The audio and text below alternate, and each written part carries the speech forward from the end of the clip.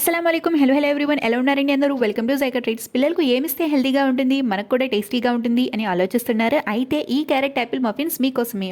Baking కి కంపల్సరీగా measuring cups and spoons use చేయాలండి. వీడియోలో మనం సింపుల్ గా స్టెప్స్ చూద్దాం. ఇక్కడ ఒక బౌల్ తీసుకుని డ్రై ఇంగ్రీడియంట్స్ అన్ని వేసుకుని బాగా మిక్స్ చేసుకుని పెట్టుకోండి. తర్వాత వెట్ ఇంగ్రీడియంట్స్లో ఎగ్స్, నేను ఇక్కడ జాగరీ పౌడర్ తీసుకున్నానండి. మీరు కావాలంటే షుగర్ కూడా తీసుకోవచ్చు. వెనీలా ఎసెన్స్ కంపల్సరీగా వేయండి, టేస్ట్ అనేది చాలా బాగుంటుంది. ఈరోజు ఈ రెసిపీ కడాయి అండ్ ఎయిర్ ఫ్రైయర్లో చేస్తున్నాను కాబట్టి కడాయి అండ్ ఎయిర్ ఫ్రైయర్ ముందుగానే ప్రీహీట్ చేసుకుని పెట్టుకోండి. ఇప్పుడు వెట్ అండ్ డ్రై ఇంగ్రీడియంట్స్ రెండు బాగా మిక్స్ చేసేయండి. ఇక్కడ నేను క్యారెట్ అండ్ యాపిల్ని ముందుగానే గ్రేట్ చేసుకుని తీసుకున్నాను. మనం ఆయిల్ అండ్ ఘీ వేయట్లేదు కాబట్టి మిల్క్ని 1 కప్పు వేసుకోవాలి. ఇక్కడ మీరు డ్రై ఫ్రూట్స్ ఇష్టమైనది ఏదైనా యాడ్ చేసుకోవచ్చండి. నేను కొంచెం బరకగా గ్రైండ్ చేసి వేసుకున్నాను. మీరు కావాలంటే చాప్ చేసి కూడా యాడ్ చేసుకోవచ్చు.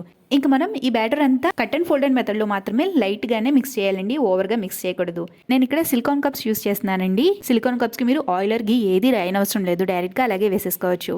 నేను కడాయిని ముందుగానే ప్రీహీట్ చేసుకున్నాను కాబట్టి అందులో పెట్టేస్తున్నాను. మీడియం ఫ్లేమ్ మీద 20 మినిట్స్. అలాగే ఎయిర్ ఫ్రైయర్లో అయితే 180 degrees ఫర్ 18 minutes బేక్ చేసుకుంటే సరిపోతుంది. బేక్ చేసిన వెంటనే మఫిన్స్ని మీరు ఇలా జల్లెడ్లో కానీ లేకపోతే ఒక మెష్ వైర్ మీదకి పెట్టేస్తే మఫిన్స్ అనేవి సాఫ్ట్గా అవ్వకుండా ఉంటాయి. అండ్ ఇది ఎయిర్ ఫ్రైయర్లో చేసిందండి. ఎయిర్ ఫ్రైయర్లో అయితే పైన క్రిస్పీగా వస్తుందండి, బట్ టేస్ట్ రెండు కూడా సాఫ్ట్గా అండ్ సూపర్ టేస్టీగా ఉంటాయి. No oil, no ghee and no butter, but super మాయిస్ట్గా వస్తుందండి. మా ఫ్యామిలీ అందరూ ఇది చాలా ఇష్టంగా తిన్నారు.